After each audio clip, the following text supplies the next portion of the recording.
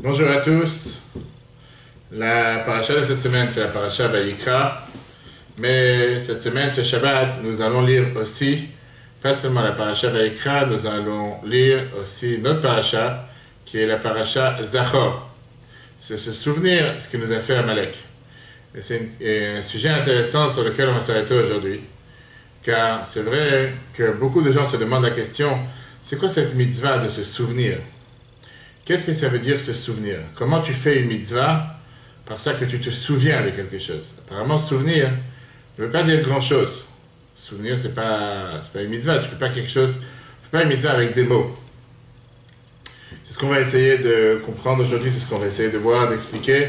Pas seulement le fait de se souvenir, mais comment combattre Amalek de nos jours.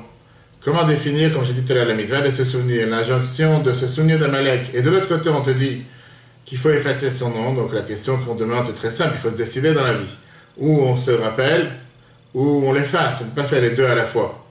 Ça, c'est aussi ce qui dérange. Et on va voir aussi le rapport qu'il y a bien sûr avec Shabbat. Puisqu'on sait très bien que Shabbat, c'est aussi une autre mitzvah, dans laquelle la Torah nous dit, Zachor et Yom HaShabbat HaKadosh, tu as le devoir de te rappeler le jour du Shabbat pour le sanctifier. Et donc, comme j'ai dit tout à l'heure, c'est passionnant, riche, intéressant. On va voir ensemble aujourd'hui une explication majeure et surtout, qu'est-ce que la Torah elle veut faire avec cette mitzvah de se souvenir, à tel point qu'on te dit que c'est une mitzvah de la Torah, de se rappeler d'Amalek, une mitzvah de la Torah, d'effacer le nom d'Amalek, un devoir d'écouter la lecture à la Torah ce Shabbat. On va parler sur ce morceau de Torah qui se trouve bien sûr à la fin de Parashat Beshalach et aussi dans la Parashat Kitetse, dans laquelle on te dit Zachor et asher asa lecha Amalek, dans le premier paragraphe. Souviens-toi ce que tu as fait à Amalek, Baderech, Betzetre, Mitzrayim, quand tu sors d'Égypte, quand tu étais en train de sortir d'Égypte. Asher kocha Baderech, il t'a refroidi sur le chemin. Et la Torah te demande, Timche et Zecher Amalek, tu devras effacer le nom d'Amalek, la mémoire d'Amalek, Mitachat Hashamayim, lo tishkach, ne l'oublie pas, au-dessus du ciel, tu as le devoir d'effacer son nom. On a parlé précédemment déjà sur les différentes notions de qu'est-ce que représente Amalek, avec la méfiance, le doute, l'incertitude. On va parler aussi sur la différence entre le vin et le vinaigre. On va en parler encore aujourd'hui. On peut revoir ces cours sur l'application eTorah, E-T-O-R-A, sur Google et Apple. Mais aujourd'hui, on va s'arrêter sur, comme j'ai dit tout à l'heure, ces questions qui dérangent, qui est, qu'est-ce que ça veut dire cette mitzvah de se souvenir? Qu'est-ce que ça veut dire se rappeler? Numéro 1. Et quel est le but de s'en rappeler pour l'effacer juste après? Et est-ce que s'en rappeler, ça veut dire quoi? C'est tous les jours, je dois dire, ça c'est Amalek, ça c'est ce qu'il m'a fait. Alors c'est vrai, c'est ce qu'on fait tous les matins dans la prière, on a les chaises Zechirot, les 6 souvenirs qu'on a l'habitude de faire juste après, comment on appelle ça, juste après la fin de la tefila, dans laquelle on a la prière, dans laquelle on se rappelle le fait qu'il y a eu un Amalek, on se rappelle le fait qu'il y a eu quelqu'un qui a voulu nous refroidir, qui a voulu faire la guerre. Alors c'est vrai qu'Amalek, c'est quelque chose de particulier, mis à part le fait que c'est un des petits-fils d'Aman, que Aman c'est un des petits-fils d'Amalek, mis à part le fait que c'est la descendance de Esav, tous ces antisémites se rejoignent, mais c'était le premier à venir se battre contre le peuple juif juste après le fait que nous sommes sortis d'Égypte, reçu la Torah, etc. Vient le Sifri. Sifri qui est commentateur de la Torah, Parashat Kitetse, il te dit, qu'est-ce que ça veut dire Zachor? Qu'est-ce que ça veut dire souviens-toi ce qu'a fait Amalek? Zachor bepé, souviens-toi verbalement, par la bouche. Al-Tishkar, qu'est-ce que ça veut dire ne pas oublier? Balev, dans le cœur. C'est-à-dire que la Torah, ici, elle te donne 2 devoirs. Tu as un devoir de te souvenir d'Amalek dans la parole, et tu as un avertissement de ne pas l'oublier dans ton cœur. Et ces 2 composants, on va voir comment ces 2 composants nous rejoignent une autre mitzvah qui nous parle du souvenir. On sait très bien que dans les 10 commandements, la Torah, elle nous donne une mitzvah qui a un rapport avec le souvenir. Alors bien sûr qu'il y a la divergence entre les 10 commandements qui sont dans la paracha Titro et les 10 commandements qui sont dans la paracha de Vaïtranan. Mais dans la paracha de 10 commandements, on te dit que la mitzvah de se souvenir Shabbat, Zachor et Yom HaShabbat HaKadosh, comme c'est écrit dans la paracha Titro, chapitre 20, verset 8. Souviens-toi le jour de Shabbat pour le sanctifier. Vient le Torah de Kohanim, qui est le Sifra, sur la paracha Bechukotai, chapitre 1, verset 1, et il te dit, qu'est-ce que ça veut dire Zachor et Yom HaShabbat HaKadosh? Qu'est-ce que ça veut dire? Souviens-toi le jour du Shabbat pour le sanctifier. Il te demande la question, Yachol belibecha, est-ce que c'est possible de se rappeler du jour de Shabbat dans ton cœur? Qu'est-ce que ça veut dire que la Torah te dit que tu dois te souvenir du jour de Shabbat dans le cœur? Chez Omer Shamor, on sait très bien que quand la paracha va être Hanan, nous répète le 10 commandements, et là-bas la Torah te dit, garde le jour du Shabbat pour le sanctifier, Areshmirat Lev Amoura, on parle bien de le garder dans le cœur, Ma'ani Mekayem Zachor. Alors le Sifra te demande, qu'est-ce que ça veut dire dans la Torah de Kohanim?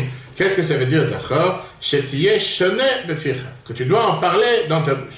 Ça c'est l'idée de Shabbat. Zachor et Yom Shabbat Ekacho, que tu dois en parler. Et après le Sifri continue à répéter encore une fois la même chose en te disant, c'est écrit, Zchor ve'atishkar, souviens-toi et n'oublie pas, et Asher iktzavta et Asher elokecha bamidbar, que tu as énervé ton Dieu dans le désert. Mais Sifri demande la question encore une fois, Yachol belipra dans ton cœur, quand on te dit atishkar, n'oublie pas, c'est je me rappelle toujours. Alors qu'est-ce que ça veut dire sans souvenir? J'étais échané le pire, le dire dans ta bouche. Donc il y a deux composants ici, je m'en rappelle tout le temps dans mon cœur, je n'ai pas effacé ce qui s'est passé, mais je le répète sans arrêt avec la bouche, parce que c'est quelque chose que je vais affirmer avec la bouche. Il te dit dans la même chose, quand c'est écrit Zachor atasher asal lecha Amalek, souviens-toi ce qui t'a fait Amalek. Yachol belipra, j'aurais pu penser que c'était dans ton cœur, que souviens-toi. J'oublie pas, c'est dans ma tête, je me rappelle. Chez où Omer lotishkar, quand il te dit ne l'oublie pas, arishkichat lev amoura, il te dit ne pas oublier du cœur. Ma'ani mekayem Zachor, comment je m'en souviens? Shetiye shone beficha, de le dire dans ta bouche. Qu'est-ce qu'on vient de voir de tous ces exemples? On vient de voir qu'il y a ici deux composants. Il y a le composant numéro 1 de ne pas oublier qu'est-ce qu'était Amalek. Composant numéro 2, qu'est-ce qu'il nous a fait? Donc, comment je ne l'oublie pas? Parce que je me rappelle tout le temps dans mon cœur, je sais que c'est quelque chose d'ancré, gravé en moi. Et de l'autre côté, il y a aussi le fait d'en parler sans arrêt, de dire, tu sais, c'était qui Amalek, voilà ce qu'il nous a fait, et de vivre avec. Prenons un exemple avec les Amalek de notre génération, si on peut dire Amalek, avec ce qui était la Shoah, qui a été connue par les nazis il y a plus de 70 ans. Tu vois aujourd'hui que beaucoup de gens, ils ont du mal à en parler. Ça ne fait pas de ceux qui n'ont jamais vécu la Shoah, ceux qui n'ont pas eu de proches de famille, ceux qui ils ont vu ça dans les histoires ou qu'ils ont vu des films. Mais la majorité des gens qui ont vécu ces moments difficiles, ces moments d'atrocité dans l'histoire, ne veulent pas en parler et n'en parlent pas. Et tu as beaucoup de familles qui te disent, comme quoi les parents, ils ont gardé ça. Ils ont gardé ça de manière, totalement secrète, si on peut dire, d'une manière comme quoi personne de leur entourage n'est au courant des détails. Et à un certain moment, ils se sont ouverts, ils ont commencé à parler un peu, voire ils ont écrit des livres. Il y avait une histoire qui a été racontée il n'y a pas longtemps avec une personne qui est partie voir le rabbi en disant qu'il avait ce problème de vivre avec ce qu'il a en tête du passé, ces mauvaises choses qui sont passées. Le rabbi lui a conseillé d'écrire ses mémoires. Il a dit, parce que tu vas écrire les mémoires, automatiquement tu vas pouvoir alléger la situation, pouvoir vivre de meilleure manière. Mais en tout cas, on voit que c'est quelque chose qui n'est pas facile à faire. Là vient la Torah, elle te dit, même si personne d'entre nous ici a connu Amalek, le vrai Amalek, je parle, l'Amalek authentique. Puis la Torah te dit, Zachor ve'atishkar. Rappelle-toi qui était Amalek, et comme on l'a dit tout à l'heure, Timchet, Zecher Amalek, tu as le devoir d'effacer son souvenir. Et c'est ce qu'on va rentrer tout dans les détails, parce que la question qui dérange, quelqu'un que tu dois effacer, ça veut dire quoi? Ça veut dire, j'ai plus envie de m'en rappeler. Quand tu effaces quelque chose, effacer, ça veut dire que tu ne veux pas avoir de souvenirs. Et là, on te dit, rappelle-toi ce qu'il t'a fait, efface-le, n'oublie pas, qu'est-ce qu'on veut exactement? C'est quoi cette mitzvah qui est une mitzvah bizarre? On va rentrer après dans les détails, qui est combien de groupes de mitzvot nous avons? On va voir qu'il y a 3 composants. Il y a les mitzvot qui sont faites par l'action uniquement. Bien sûr que chaque mitzvah doit avoir aussi la concentration, on doit se concentrer, etc. Après ça, on a le devoir d'avoir pas seulement les mitzvot qui sont faits par l'action, il y a des mitzvot qui sont faits par la parole. Et après, on verra qu'il y a des mitzvot qui sont faits pas seulement par la parole, des mitzvot qui sont faits par la pensée. Et on verra quels composants et qu'est-ce que la Torah elle attend de nous quand on parle de ces 3 types de mitzvot. D'abord, en comparant ces 2 mitzvot, qui sont la mitzvah que la Torah d'un côté elle te dit, souviens-toi ce qui t'a fait Amalek. Et de l'autre côté, on te dit, souviens-toi le jour de Shabbat pour le sanctifier. On voit ici qu'il y a 2 composants qui apparemment sont à l'opposé l'un de l'autre, et néanmoins, ils ont ici la même idée derrière. Sauf que bien sûr, l'un c'est positif, l'autre c'est négatif. Regardons dans le chiffre 2. Ces 2 souvenirs sont également le même timing. Rambam, Maïmonide dans les lois du roi, chapitre 5, halakha 5, il te dit clairement, il y a une mitzvah positive de se rappeler constamment des mauvais actes et des pièges qu'Amalek nous tendit, pour éveiller ainsi une hostilité envers lui. Bien sûr, tu as un devoir de te rappeler constamment qui était ce Amalek. Qu'est-ce qu'il a fait pour toi, Amalek? Qu'est-ce qu'il a fait contre toi? Ne jamais oublier comment il est venu pour se venger, comment il est venu pour te faire du mal, comme un lâche, refroidir dans la route, alors qu'on était fatigué, etc., etc. Viens Nachmanit, parlant de Shabbat. Ramban, Parashat Yitro, chapitre 20, verset 8. Et là, il est dit dans le chiffre de non, il y a une mitzvah de se souvenir du Shabbat, constamment, chaque jour, afin que nous ne l'oublions pas, et qu'il ne soit pas confondu avec les autres jours. Et se souvenant de lui, on se souviendra ainsi constamment de la création du monde. Ceci est un grand principe dans la foi de Dieu. On voit ici que Rambam te dit que dans les deux composants entre ce que Rambam, Maïmonide nous dit par rapport à Amalek, et ce que Nachmanide nous dit par rapport à Shabbat, il y a ici la répétition du mot tamid, qui veut dire tout le temps. Le fait de ne jamais oublier de se rappeler constamment qu'est-ce qu'il a fait à Amalek, le fait de se rappeler constamment le jour du Shabbat et de vivre avec Shabbat toute la semaine, la preuve est quand même dans la prière. Chaque jour on parle de Shabbat, on te dit aujourd'hui on est Yom Rishon de Shabbat, comme on a parlé plusieurs fois que dans le calendrier hébraïque, il n'y a pas de nom au jour de semaine. Alors que dans tous les autres calendriers, tu as lundi, mardi, mercredi, en anglais, en toutes les langues. En hébreu, c'est Yom Rishon, Yom Sheni. Premier jour, deuxième jour. Premier jour, deuxième jour. Par rapport à quoi? Par rapport à Shabbat. Ok. Maintenant, même si on sait très bien qu'il n'y a pas d'obligation, d'après la halakha, de se souvenir, de mentionner Amalek tous les jours, bien sûr qu'on fait une mitzvah parce qu'on le rappelle tous les jours. Et même si tu le rappelles plusieurs fois par jour, on fait plusieurs fois cette mitzvah. Ça veut dire qu'on voit clairement que ce devoir de se rappeler l'effacement d'Amalek, qu'est-ce qu'il nous a fait Amalek, d'où il est venu, qu'est-ce qu'il a cherché, c'est une mitzvah continue. Alors la question qui dérange, comment on peut comparer, et est-ce qu'on peut comparer le souvenir de Shabbat à celui d'Amalek? Chiffre 3. En quoi ce souvenir de deux choses contradictoires poserait problème, numéro 1? Pourquoi on ne pourrait pas se souvenir des deux?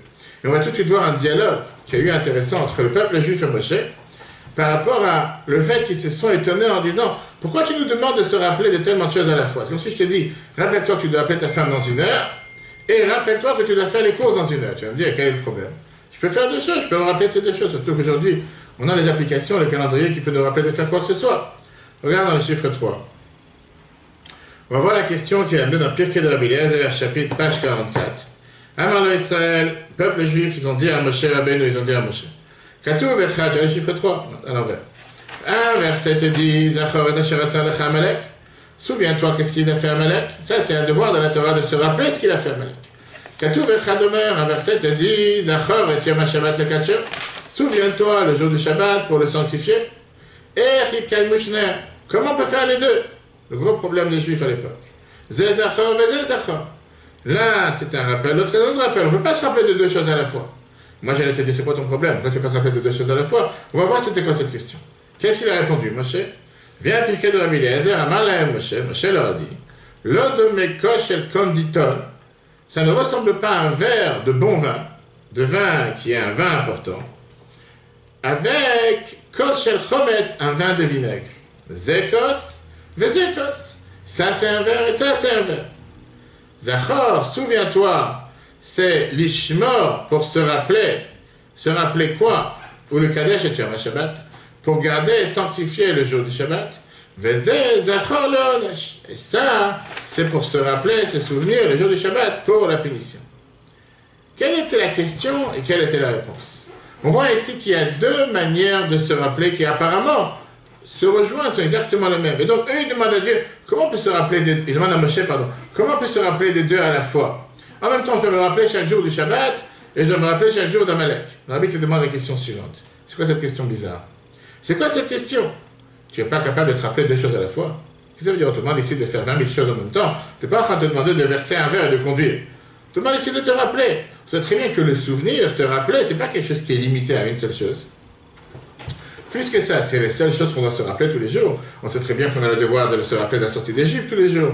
Il n'y a pas un problème de se rappeler plusieurs choses à la fois. C'est quoi cette question bizarre que le peuple juif demande à Moshe? Comment on peut se rappeler de ces deux choses à la fois? Numéro 1. Numéro 2, la question elle est différente, elle est beaucoup plus profonde. Quand tu te rappelles quelque chose, tu fais rien. Je me rappelle qu'est-ce qu'elle a fait à Amalek. Je me rappelle le Shabbat, tu fais quelque chose, tu fais rien. C'est juste un souvenir. Donc, puisque tu n'es pas en train de produire, faire quelque chose, quel est le mal de se rappeler de 20 choses à la fois? Tu peux très bien te rappeler de 20 choses à la fois. Il n'y a pas d'interdiction. Troisièmement, comment Moshe a répondu à la question du peuple juif avec les vers? Qu'est-ce qu'il a voulu dire avec les vers? Il a voulu leur dire un verre de vin, un verre de vinaigre. Pourquoi il n'a pas pris un verre d'eau et un verre de lait, un verre de miel et un verre de whisky? Quel rapport ici, vin et vinaigre? Et concrètement, comment Moshe a apaisé leur question? Comment il a répondu à leur question? Pourquoi juste le vin? Pourquoi juste le vinaigre? Ceci, c'est des questions intéressantes. Regardons d'abord dans le texte. Dans l'écouté Sichat Rabbi du chapitre 3. D'autres événements doivent être également rappelés chaque jour. Comme la sortie d'Égypte, les deux souvenirs ne sont pas contradictoires. Il y a de la place pour chacun. Et s'il y a de la place pour chacun, on devrait pouvoir se rappeler de plusieurs choses à la fois. Et je vois pas, c'est quoi ton problème? Pourquoi tu demandes la question, est-ce qu'on peut se rappeler de ces deux choses à la fois, qui sont le fait de se rappeler qu'Amalek est venu, a voulu détruire le peuple juif, et se rappeler du Shabbat, comme quoi on a le devoir de le sanctifier. Alors pour ça, on a dit on va rentrer dans une idée qui est totalement différente, chapitre 4. Après la feuille à l'envers. Chapitre 4. Et chapitre 4, on va voir comment définir une mitzvah de se souvenir. Comme je dis tout à l'heure, dans les mitzvot que Dieu nous a donnés, il y a plusieurs mitzvot. Il y a les mitzvot qui sont attachés, qui sont rattachés seulement à l'action. Par exemple, prenons les mitzvot comme le lulav, mezuzah, tfilin, aider un autre juif, quand tu as retrouvé quelque chose que quelqu'un a perdu, rendre une perte. Ça, ce sont des mitzvot, on va dire, beaucoup plus techniques. Faire quelque chose, faire dans l'action. Tu ne veux pas mettre une mezuzah avec la pensée, tu peux même mettre des tfilin avec la pensée. Tu ne veux pas aider un autre juif avec la pensée, tu dois agir. Après, on a des mitzvot qui sont seulement avec la parole.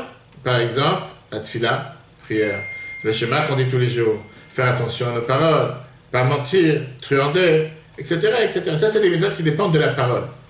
Et après, tu as des mitzvot qui dépendent de la pensée. Penser, c'est quoi? Emunah Hashem, avoir la confiance en Dieu. Yirat Hashem, la crainte de Dieu. Avat Hashem, l'amour de Dieu. Faire attention à ce qu'on voit, faire attention à ce qu'on pense.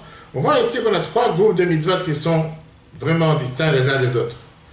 Quelle est la perfection du mitzvah? La perfection, quand tu parles par exemple des mitzvot qui dépendent de l'action, c'est pas seulement quand elle est faite qu'avec l'action, c'est quand elle est faite avec l'action et avec bien sûr la pensée qu'il y a derrière. On sait très bien que beaucoup de mitzvot, on doit les faire avec la kavana des mitzvot, qui est l'attention des mitzvot. Pareil, la perfection des mitzvot, les mitzvot qui dépendent de la parole ou de la pensée, c'est quand ils t'amènent à quelque chose de concret.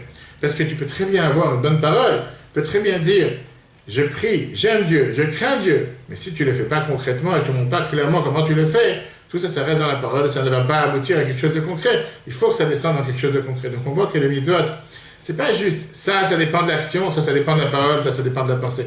En réalité, ils sont tous connectés les unes après les autres. Même s'il y en a une que l'essentiel chez elle, c'est l'action. Il faut bien sûr avoir la kavana, la concentration derrière, donc ça va être connecté avec la pensée. Une qui est connectée avec la parole ou avec la pensée est forcément connectée aussi avec l'action. Mais après, on a ce qu'on appelle le point essentiel de cette mitzvah. Quelle est la colonne vertébrale de cette mitzvah? Comme on a dit tout à l'heure, tu as des mitzvot qui dépendent de la pensée, des mitzvot qui dépendent de l'action et des mitzvot qui dépendent de la parole. Regardons le texte. Trois types de mitzvot existent. Les mitzvot liés à l'action, la parole et la pensée. Parmi les mitzvot liés à la parole et la pensée, se distinguent celles qui ont pour but le souvenir. Car même si le souvenir s'exprime verbalement, l'essentiel est la pensée et l'attention de l'homme. Il doit le vivre au point qu'il le ressente pleinement et que cela saisisse toute son essence. Vient Rambam, quand on parle maintenant d'Amalek, Maïmonide Sefer Mitzvot, mitzvah positive numéro 189, les âmes sont éveillées par des paroles à combattre Amalek. Tu veux dire, quelle est la particularité de cette mitzvah de se souvenir d'Amalek?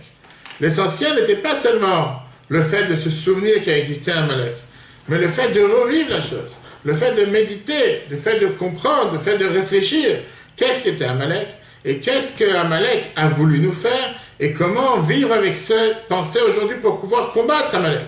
Ça veut dire que le but principal, pourquoi on doit s'en rappeler, c'est de vivre avec cette haine qu'on a contre Amalek jusqu'à vouloir lui faire la guerre. Alors bien sûr qu'aujourd'hui, comme on a dit plusieurs fois, on n'a pas une descendante d'Amalek que tu peux lier directement à Amalek, l'ancêtre, mais la philosophie d'Amalek, comme on l'a vu dans la vidéo de dimanche, on peut revoir sur l'application Torah, le fait que tu as l'Amalekite qui existe dans chacun d'entre nous, le doute, la méfiance, etc. Ça, on a un devoir d'y combattre, comme on peut revoir sur l'application. Revenons à notre sujet là. La question du peuple juif était quoi? Comment on va réussir à faire les deux ensemble? Qu'est-ce que ça veut dire comment on va réussir à faire les deux ensemble?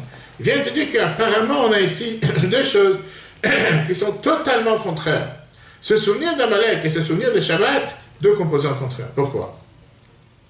Quel est le but de se souvenir du Shabbat? Quand tu réfléchis à on n'a pas parlé maintenant de faire Shabbat. On a parlé de se souvenir le jour du Shabbat. Zachar et Shamor, même si ça a été dit de la même manière, dans la même parole, vient le Sefer HaChinuch. Sefer HaChinuch qui a été écrit sur les 613 commandements. Il a été écrit en Espagne il y a plus de 700 ans par un des sages du Beth Midrash de Ramban, de Nachmanide. Il s'appelait Ish Levi Barceloni, de Barcelone. Il te dit la chose suivante. Nitorer, ce que Sefer HaChinuch te dit, c'est quoi la mitzvah de se rappeler Shabbat?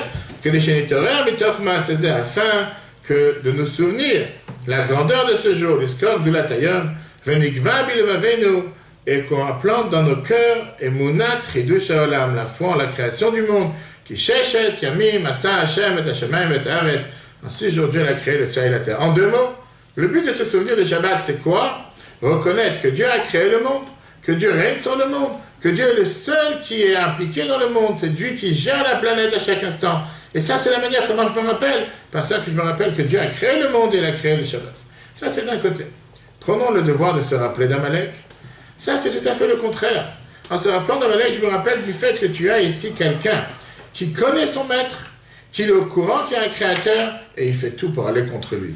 C'est-à-dire que la Torah reconnaît du fait qu'il y a ici une identité qui est totalement indépendante, qu'elle connaît Dieu, et qu'elle se rebelle contre Dieu.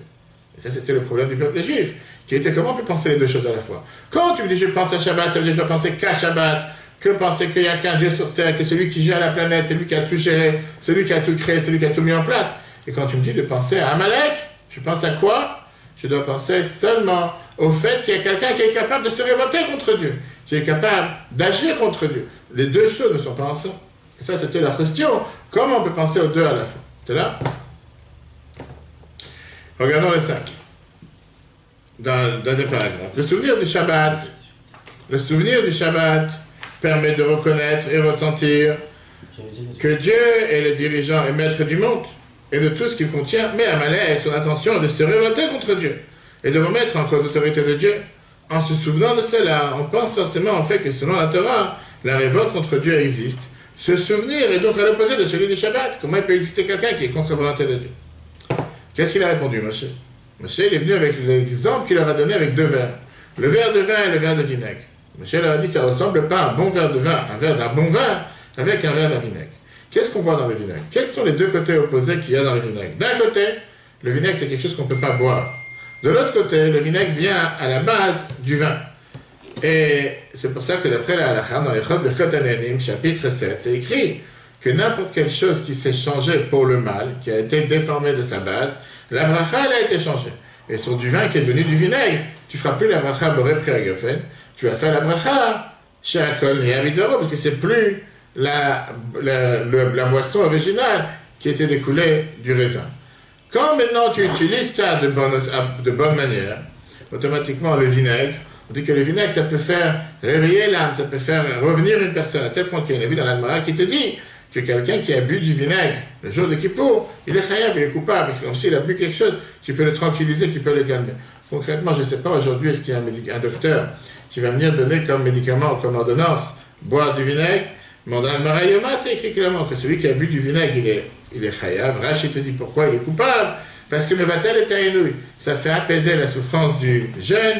Le fait que quelqu'un il boit du vinaigre, automatiquement il est réveillé, il devient beaucoup plus tranquille et il ressent beaucoup moins la douleur de jeûner. À tel point que le rabbi nous ramène une histoire qui est remontée sur la Gemara Brachot, page 5b. Ce Ravuna qui avait 400 tonneaux de vin, que les tonneaux de vin se sont transformés en vinaigre. Et il a perdu toute sa richesse. Et ses amis lui ont dit, va chercher ce que tu as fait dans tes actions, peut-être que tu as fait quelque chose de mal. Et il a vu qu'il n'a pas payé son employé, parce qu'il pensait que son employé l'avait volé. Il a décidé de lui payer. De toute façon, il y a eu un miracle. Certains disent que le vinaigre est redevenu vin, et certains disent que le vinaigre est devenu beaucoup plus cher. Il est devenu beaucoup plus cher à tel point qu'il a été vendu au prix du vin. Ça veut dire que parfois le vinaigre peut aussi valoir énormément d'argent, énormément de valeur. Ça, c'est la même chose avec Amalek. Amalek en soi, c'est du vinaigre. Amalek en soi, c'est quelque chose qui renie la volonté de Dieu, qui est un rebelle contre Dieu. Mais le fait même qu'il y a une telle existence qui peut exister, le fait même qu'il y a quelqu'un pareil qui peut exister, c'est par la force que Dieu lui a donnée. Dieu qui est infini a donné la possibilité à l'humain aussi de se rebeller contre Dieu. Ce qui ne veut pas dire qu'il doit rester en mode rebelle. Au contraire, la Gemara te dit que il va donner rien à la part de Dieu. Rabbi Chanina a été dit, même pour tout ce qui est la jonglerie, la sorcellerie. Et Rashi te dit, à Philuk Shafim, puisque même la sorcellerie, toutes ces choses-là viennent aussi de Dieu. Rashi te dit dans la paracha de Shalach que les gens, les familles d'Amalek, les enfants d'Amalek étaient des sorciers. Donc ça veut dire que même ça dépend, c'est ce qui découle et qui vient de Dieu. Quand on efface Amalek, qu'est-ce que ça veut dire on efface Amalek? Ça veut dire qu'on va annuler cette force négative qu'il y a à l'intérieur d'Amalek. On va dévoiler à l'intérieur d'Amalek la force positive, la force suprême qu'il a, comme le vinaigre, que le boire tout court, c'est pas bon, mais parfois le vinaigre peut faire en sorte qu'une personne va être apaisée, va être beaucoup plus tranquille, et va pouvoir jeûner de manière beaucoup plus simplement. Quand on explique ça dans les mots chassidiques, par ça qu'on annule Amalek, on annule la force mauvaise qui est chez Amalek, du fait qu'on se rappelle qu'un humain, quelqu'un de matériel, peut se rebeller contre Dieu, mais si cette force négative part de lui, l'énergie qu'il a à l'intérieur de lui peut être transformée en énergie positive et faire des choses beaucoup plus positives et d'être beaucoup plus créatif et d'agir beaucoup plus pour le but et le rôle que Dieu a mis sur terre. Ça, c'est la réponse que Moshe leur a donnée. Quand vous me parlez, il y a un verre de vin et un verre de vinaigre. Ça, c'est un verre, ça, c'est un verre.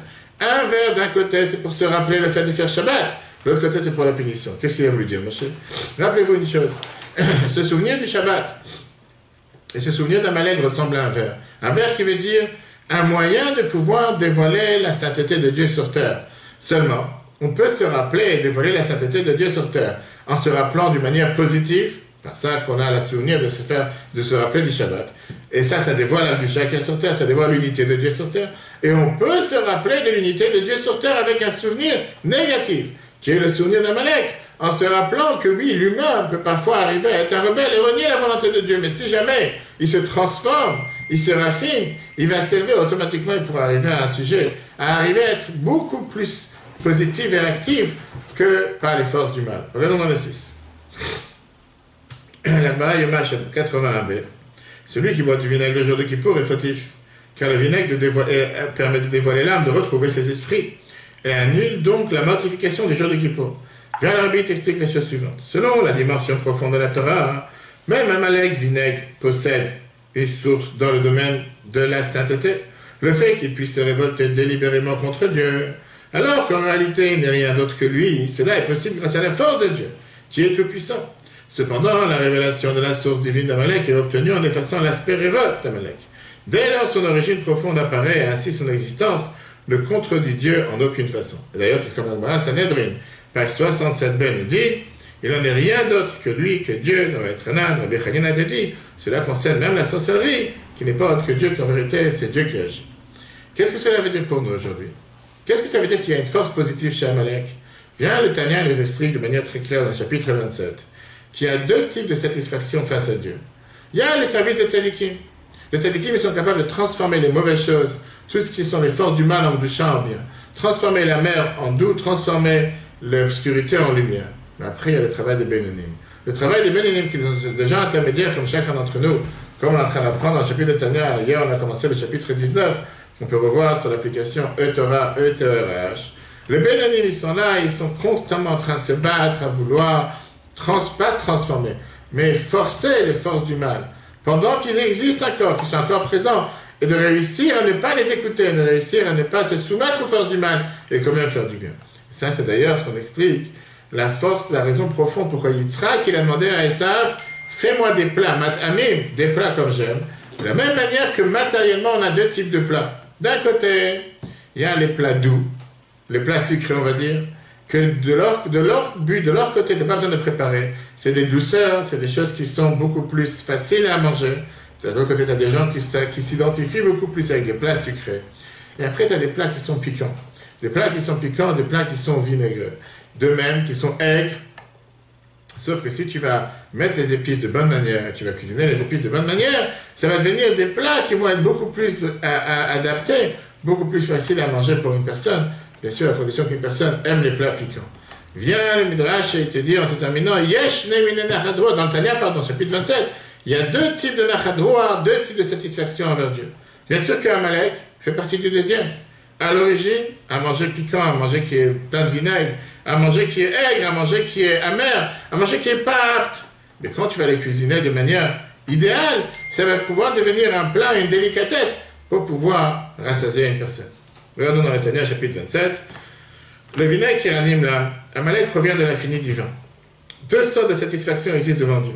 La première est l'annulation absolue de la citra achara du mauvais côté, des forces du mal. La seconde est sa subjugation alors qu'elle est dans toute sa puissance. Par exemple, deux types de douceur existent, soit des aliments doux et agréables, soit des aliments piquants ou aigres. Et quand ils sont épicés et préparés au point de devenir des mets délicats qui raniment l'âme, et à ce moment-là, on peut faire avec ça deux types de services de satisfaction devant Dieu, doux naturel et aigre épicé. Quel enseignement nous apprenons de tout ça et comment on peut combattre Amalek de nos jours? Très simple. La Torah te dit le fait que tu mets un lien entre le souvenir d'Amalek et le souvenir de Shabbat. Pourquoi les deux parlent du même souvenir de la même manière, dans la même phrase, pour te rappeler de deux choses.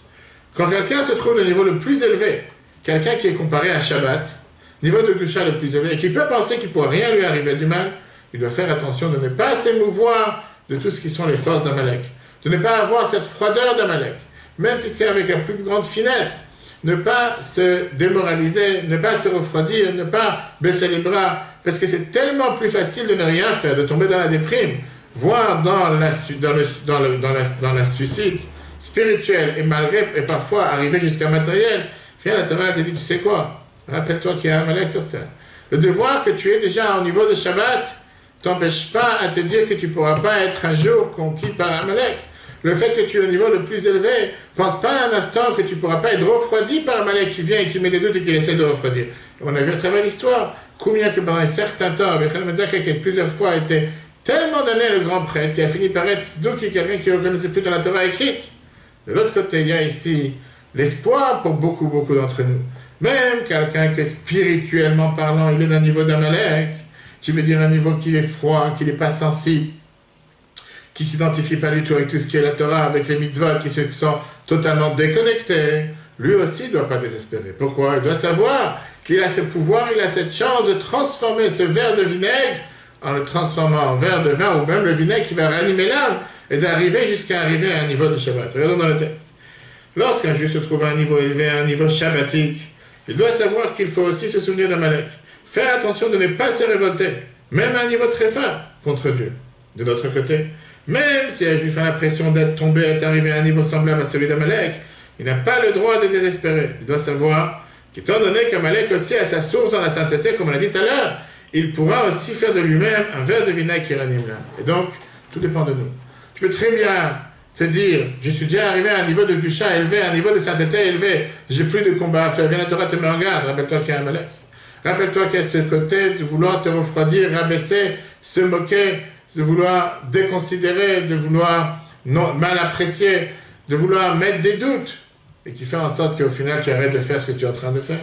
Et de l'autre côté, tu as celui qui est déjà au niveau bas, et qui se dit, je ne peux jamais arriver à un niveau plus élevé. N'oublie pas que parce que tu es Amalek, pas parce qu'aujourd'hui tu as un verre de vinaigre qui n'est pas buvable, et si jamais ce plat épicé, ce plat piquant, il est raffiné, et il est travaillé comme il faut, il peut être le meilleur plat qu'il peut être pour un être humain. Au contraire, beaucoup te diront qu'il ne pourra pas manger ce plat épicé, qui veut dire que même quelqu'un qui est Amalek, même quelqu'un qui a ce rejet, ce dégoût, cette froideur envers tout ce qui est la spiritualité, c'est pas si grave que ça.